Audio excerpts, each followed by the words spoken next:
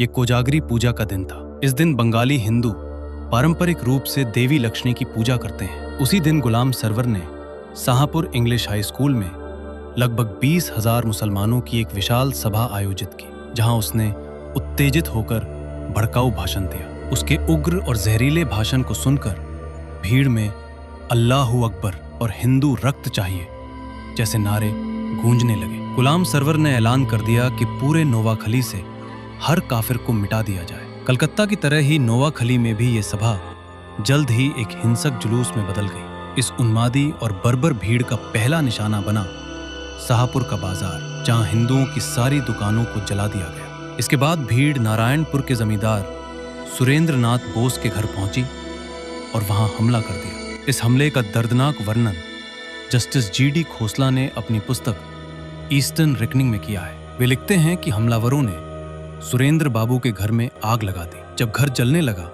तो सुरेंद्र बाबू ने जान बचाने के लिए छत से छलांग लगा दी, लेकिन नीचे उन्मादी भीड़ पहले से मौजूद थी। भीड़ ने उन्हें घेर लिया और निर्ममता से मार डाला। इसके बाद हिंसक भीड़ इलाके के प्रतिष्ठित वकील राय साहब राजेंद्र लाल चौधरी के घर पहुंची, जहां उनका पूरा परिवार रहता था। आसपास के हिंदू परिवार भी सुरक्षा के लिए उनके घर में शरण लिए हुए थे। भीड़ ने उस घर को भी आग के हवाले कर दिया। पूरा परिवार जान बचाने के लिए छत पर चढ़ गया, लेकिन आग की लपटों के कारण कुछ लोग नीचे गिरकर जल गए और उनकी मृत्यु हो गई। जस्टिस खोसला के अनुसार हमलावरों ने एक नारियल का पेड़ काटकर उसे सीढ़ी की तरह इस्तेमाल किया और छत पर चढ़ गए। उन्होंने एक एक करके लोगों को नीचे उतारा। पुरुषों पर क्रूर हमला किया गया और महिलाओं को भीड़ के सामने अपमानित किया गया। उस दिन हुए हमलों में सैकड़ों लोगों की जान गई, अनेक घायल हुए और कई लोग लापता हो गए, जिनकी लाशें बाद में नहरों में मिली। पूरे इलाके में भय और असुरक्षा का वातावरण फैल गया।